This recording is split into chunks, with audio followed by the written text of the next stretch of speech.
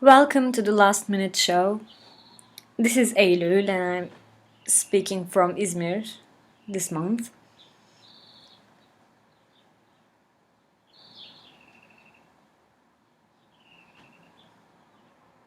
I hope you can hear the sounds of the birds coming from outside. There's no specific reason for being here, but I happen to be.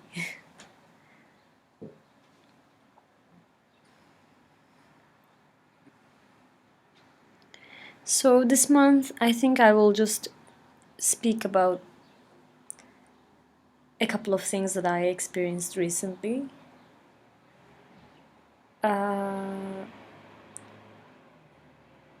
Just a couple of days ago, I took a Bhutto workshop.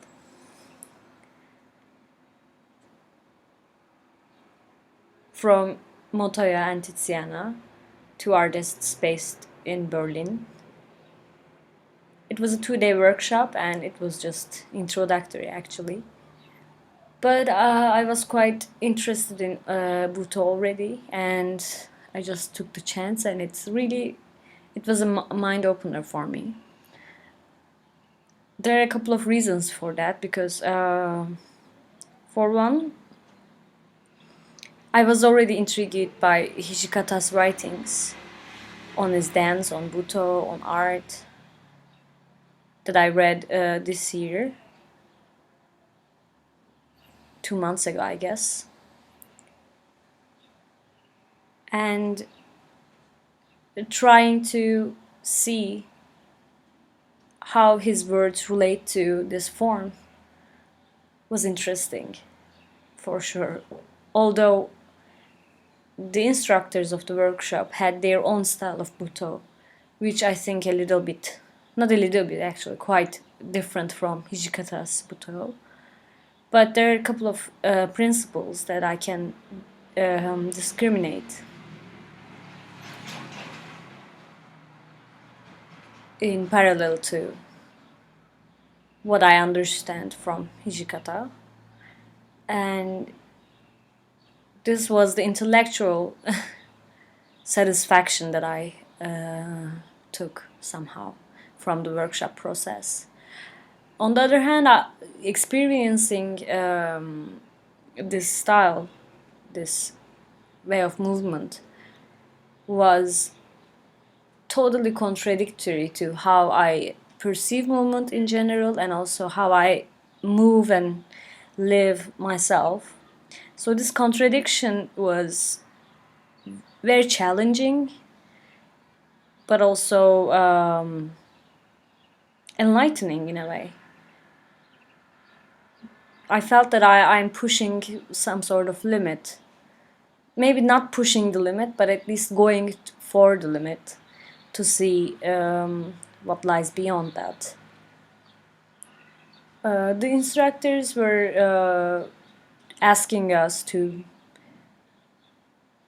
meditate on our body very objectively and very consciously, attentively. But at the same time, doing this, exploring the space very slowly, as slow as possible. And I really took this instruction very seriously. And my focus was on moving slower and slower and slower, as slow as possible. So actually, I wasn't trying to discover the space per se, but rather discover the possibility of moving very slowly and very slightly, in a way, like floating, like a ghost. This image really stayed with me, and they also use the image of flower a lot. And I was trying to imagine the blooming of a flower, the budding and blooming, and how it does so without you noticing it. So that was my goal, and it requires a definite calmness of mind and body, but also as it demands a strong muscular structure in order to hold the muscles, hold the balance, hold yourself from falling down when you shift your position, which I realized I actually have, or grown to have, a strong muscle build, probably because of the activities that I engage in the last months. I kind of get more strong, and this discovery was interesting also. But yeah, at one point in the workshop, I realized that the gravity, the pull, and my body's weight changed suddenly. It was as if, like, falling down, but without feeling like falling. It was strange. And the pain in my muscles turned into a burning sensation at one point, but it was not a bad sensation at all. It was actually inspiring me to to not do, but move differently, move for myself, move in accordance to my body's demands at that very precise moment. I wasn't trying to be creative. I wasn't trying to make a figure or discover the space. Not at all. It was more internal in a way. And I was always thinking about my body, always thinking about slowness, always asking myself to do slower and slower. There was always some another level of doing what I do in a lower pace. So it it it started a dialogue with myself, and with eyes closed, it's very focused. But also, in the second day, I discovered that I can hold this focus when I open my eyes as well, which is again quite new for me because my attention is usually very low and short spent. So it can be the first time that I actually stayed in the meditative state for so long. And when I opened my eyes, as I say, I watched myself quite strangely, like as if this body is not mine. Suddenly, the sensation is alienated, and I was always looking for the movement that my limbs make and try to slow it down. I watched precisely for that. But then again, 2 days practice of Bhutto is certainly not enough, and these two instructors were very specific about their approach. This is their Bhutto in a way, but I really felt like I need to go deeper into this because it became also very personal. As I said, movement was always something dynamic for me. I'm not saying that Bhutto doesn't have dynamics. It has a different dynamics, but I use the word very indiscriminately at this point. I mean, something quick, big in a way, and high tempo, high energy, something like this.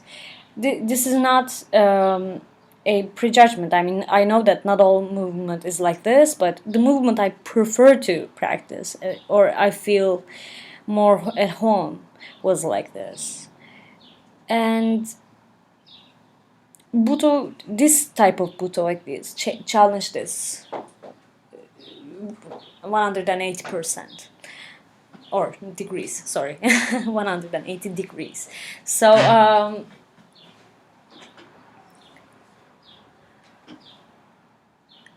seeing this other form of moving and sensing the body, let alone expressing it, let alone presenting it. Theoretically, I know about this. I even like this, appreciate this. But in practice, it was at first quite anxiety raising, but later it was, I don't know, it was really cherishing. I really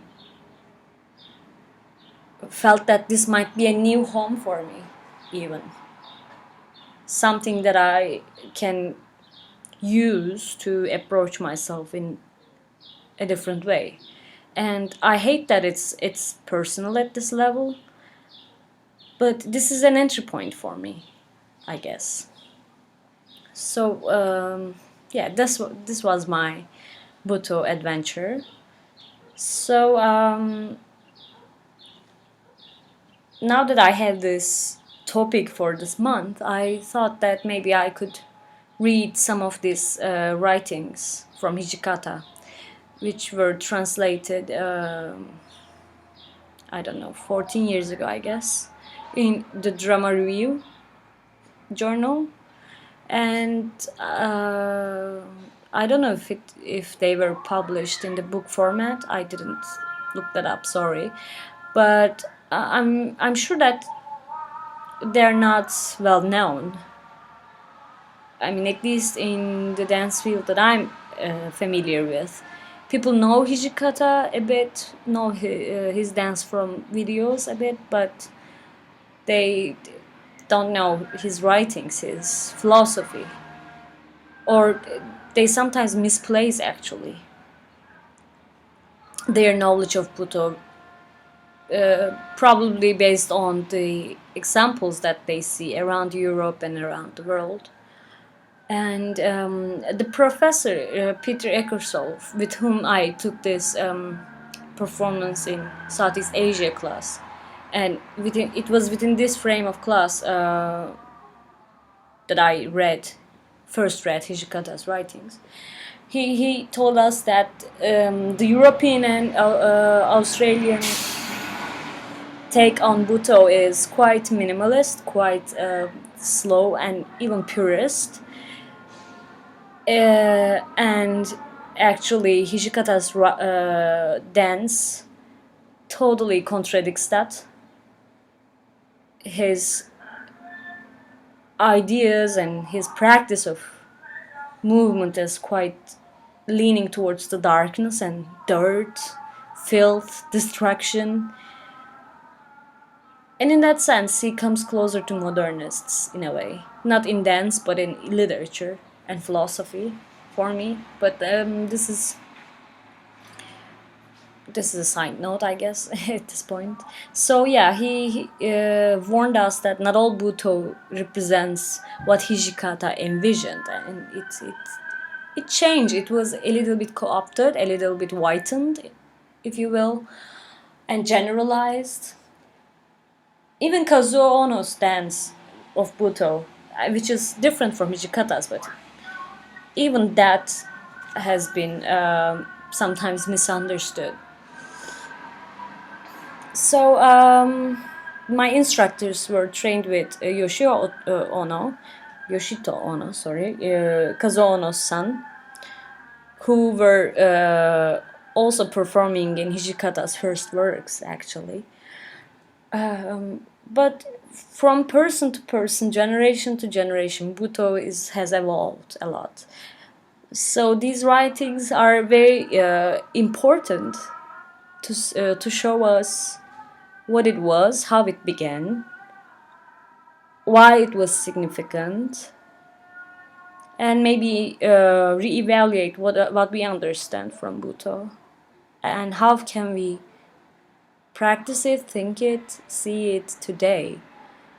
Which is, I mean, the world is quite different than the world Hijikata experienced, especially the catastrophe that he were born and raised in a way.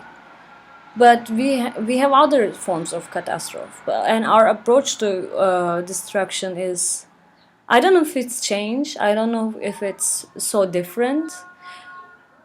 Maybe we are more used to it. Maybe we familiarize ourselves with it. But maybe it might be a good way to refresh our perception and our attention about the darkness of the world, the silent violence that we sometimes tend to ignore. Anyway, let's get down with these grand statements, and I will read passages from the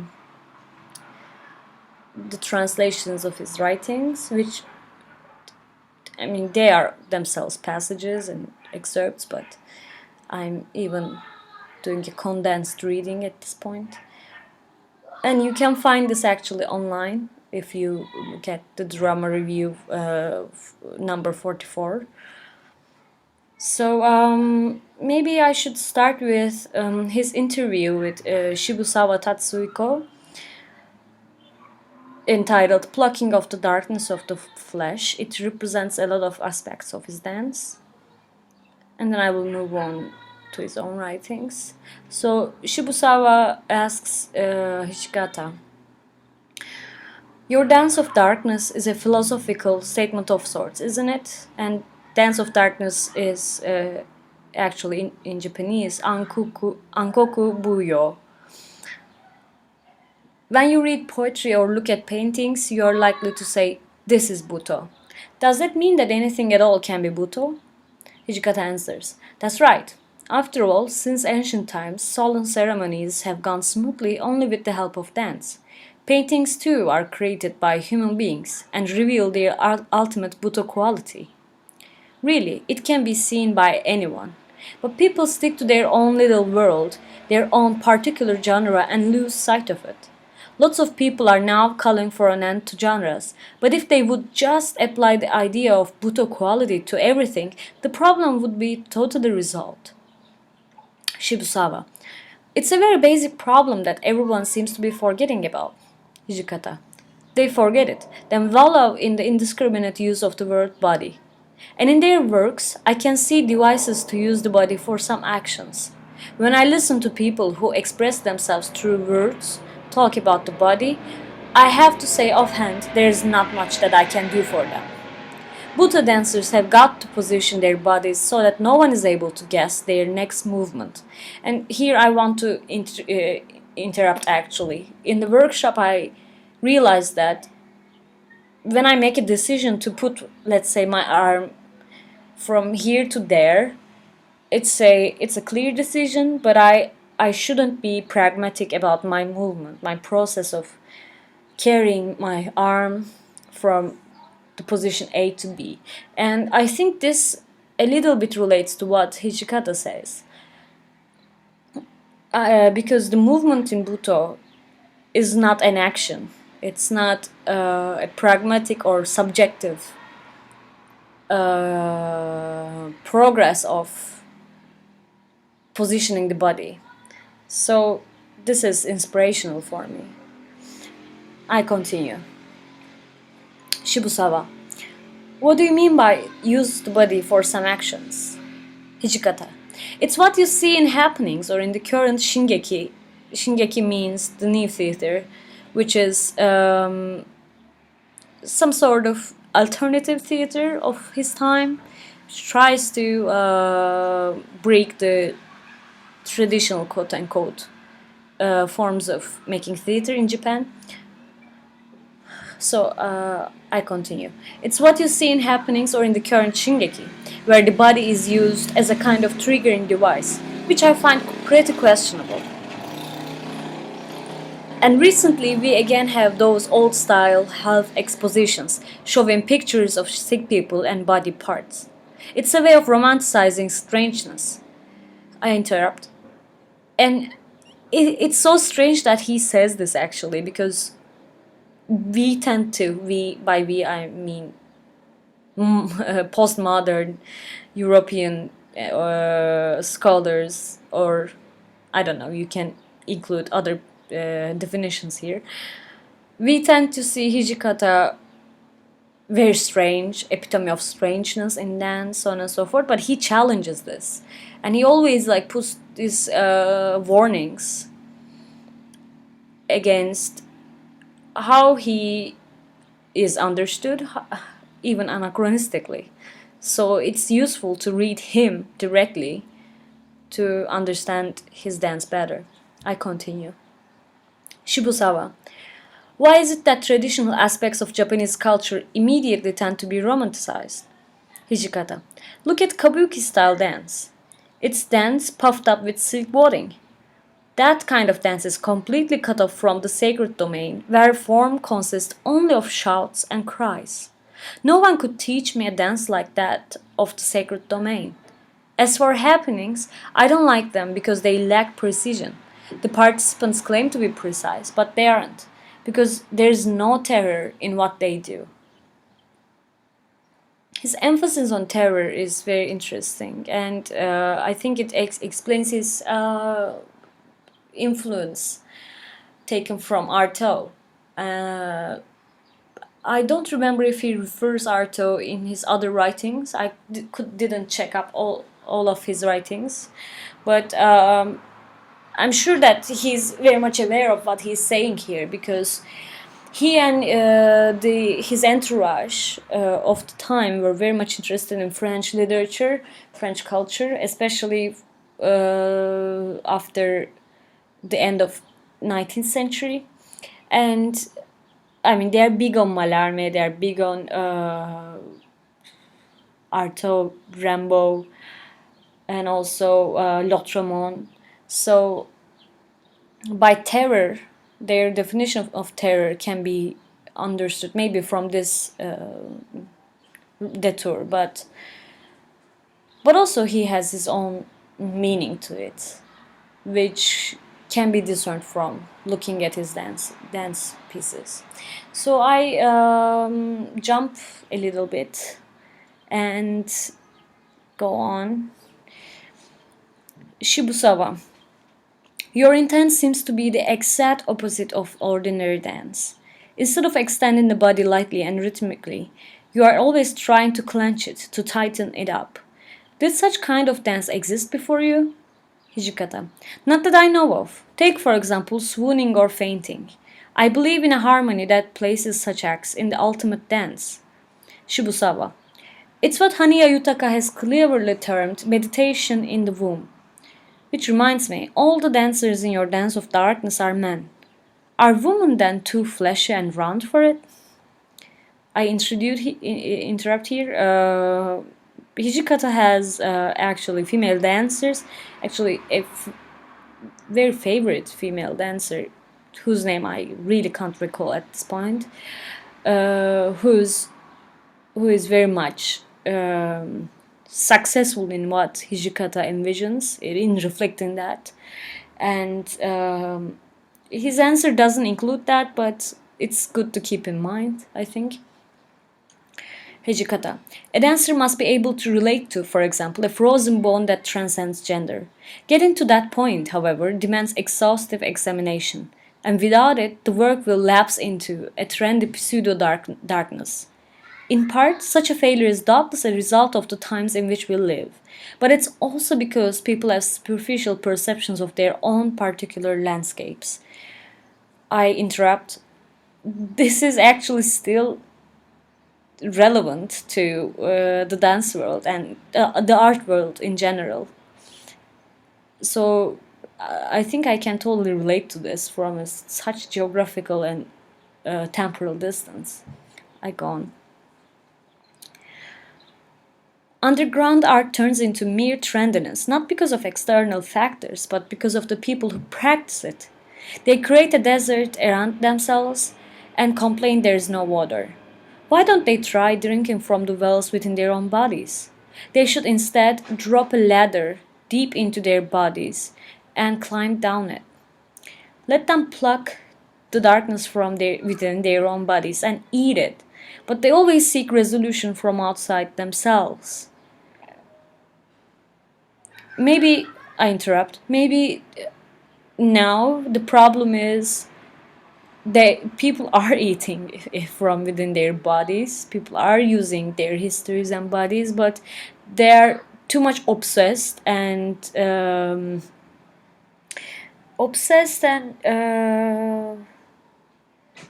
I don't know, over overdoing overdoing it in a way. Maybe this is the only thing that they do now, without any kind of reason, without any kind of desire to more insight. They're only like self-indulgent sometimes, I feel. I mean, the dance world is full of examples of it. I just don't want to list them now, so I continue. Shibusawa. Yet I believe that art should ultimately go underground, and that underground art is a reaction to the abstractionism now in vogue. Abstractionism is, after all, what the upcoming World Expo is all about. Hijikata, and everyone is won over by the World Expo, which is a commercial exposition in Japan held in 70s. It's quite big. It goes on, as you I'm sure all know, and the Japanese government commissioned a lot of artists to do works for them, and some of them were belonging to the Angura space, the underground artists. So I think the reference is going to that. I jump a little and go on. Hijikata. I think things are eaten in the dark taste good. Even now, I eat sweets in bed in the dark. I can't see what they look like, but I know they taste twice as good. Light in general sometimes seems indecent to me. Shibusawa. So you mean that ordinary dance is the dance of light rather than the dance of darkness?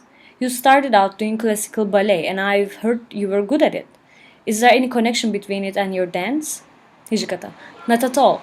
There's no need to study classical ballet in order to dance the dance of darkness, but classical ballet is certainly better than what's called modern dance. When I seriously consider the training of a Bhutto dancer, I think that what's important are the kinds of movements which come from joints being displaced, than from walking disjointedly for a couple of steps, with one leg striving to reach the other. I interrupt. This is this is a great definition of contemporary dance, I think.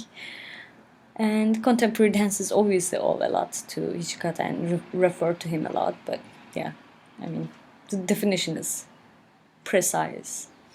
Shibusawa. Does a dancer then become an object of sorts? Hijikata. That's right.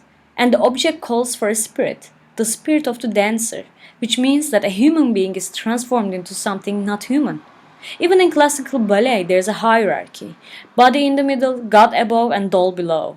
So a Bhutto dancer who parades his humanity ends up bested by a doll. Shibusawa. Your dance is often seen to be bizarre and grotesque, isn't it?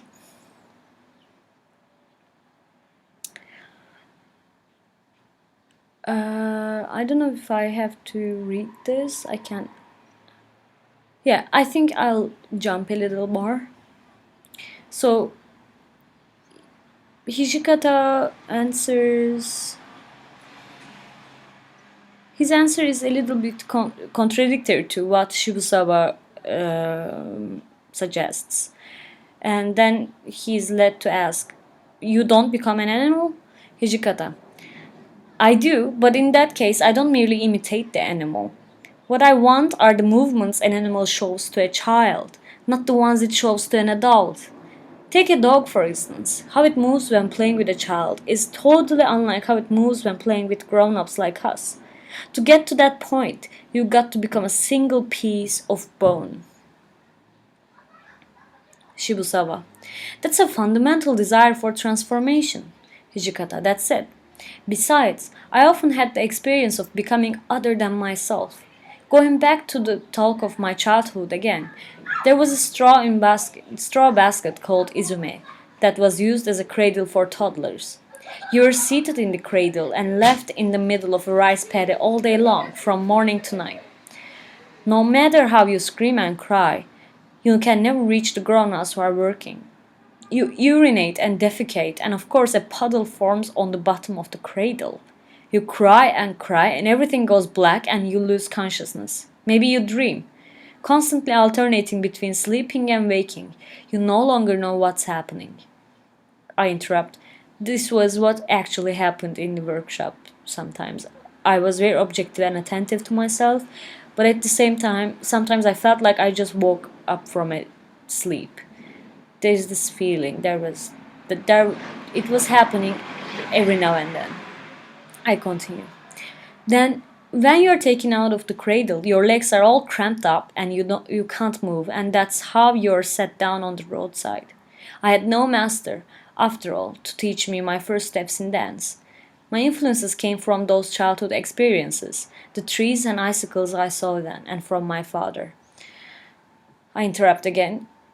These cramped legs also somehow similar to what I experienced. And now that I think of it, when I moved out of the workshop space to the street, to the most crowded street in Istanbul, Istiklal Street, it was very violent, and felt violent. I felt like I want to punch someone, because suddenly this flow of the life outside was so relevant to so contradictory what I experienced a couple of minutes ago, but also it was so relevant, as if it actually directly relating to that, as if it was an enemy of the silence, of the calmness that I somehow discovered.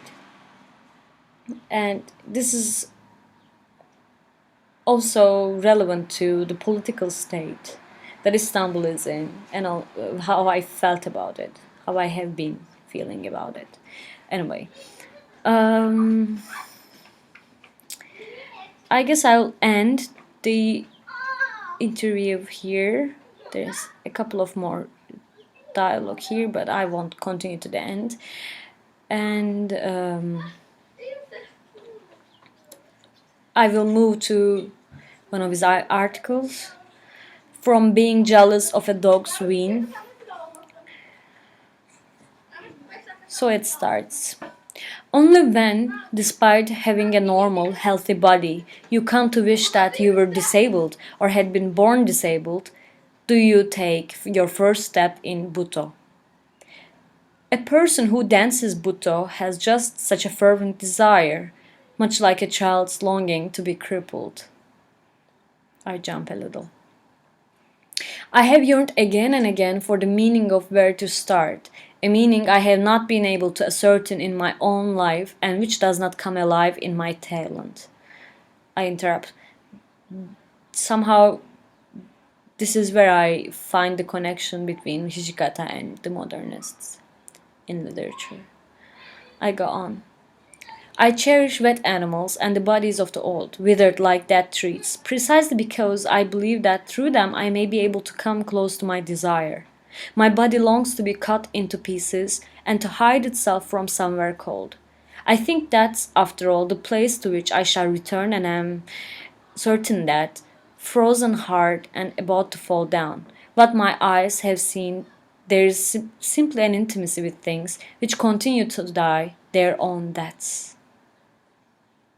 I interrupt. This reminds me of Antichrist so much. I go on. I think. Oh, okay. This is the last paragraph of this short article. Where Bhutto is a means of expression, it only provides a form of hot Bhutto, which is based on the whole gamut of jealousy and submission, and always takes the shape of supplication and prostration. This is not very important to me. I interrupt. The word supplication, now I realize when reading aloud, is somehow reminding me of supplement, which is big on Derrida's philosophy, and as you might all know, if you are listening to my emission, I'm very much interested on that, but I think I need to read more about and think more about this. I go on. This is not very important to me. While a lack is yet a lack, one can still call any lack in his or her body a self-sufficiency. Though it be indecent, because of my need to restore something to my cold body, I think I will keep this face that is fresh from waking up a little while longer. In the past, several of my Bhutto used to sit on veneered tatami mats facing the garden. When the sun shined, I would rush outside. It seems almost clear to me what help my Bhutto must have so as not to be hit or miss. Reading this out loud makes this more compelling, actually. I now hear some keywords that take my mind to elsewhere. It's interesting. I go on to another text of his, which is called Inner Material Material.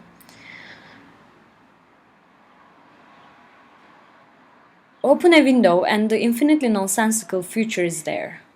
At the practice studio, it was all jockstraps and Chopin, and throughout it all, I had the diarrhea of misery. I hope you will be able to understand just what I had to prepare the dance of terrorism. I have to interrupt. This definition of studio and the diarrhea of misery is so familiar to how I felt, how I have been feeling in the dance studios that I hopelessly went and hopelessly put myself in to learn moving somehow. In spite of the fact that actually Hijikata was a good ballet dancer. I go on. In spite of that, I willingly visit theaters. What is it I go to see at theater after theater? Audiences pay money to enjoy evil. We must make compensation for that. Both the rose-colored dance and the dance of darkness must spout blood in the name of the experience of evil. A body that has kept the tradition of mysterious crisis is prepared for that. I interrupt. Think of the theater of wild. Oh my god. Theater of cruelty here. I go on. A body that has kept the tradition of mysterious crisis is prepared for that. Sacrifice is the source of all work, and every dancer is an illegitimate child set free to experience that very quality. Because they bear that obligation, all dancers must first of all be pilloried. Dance for display must be totally abolished. Being looked at, patted, licked, knocked down. A striptease is nothing to laugh at.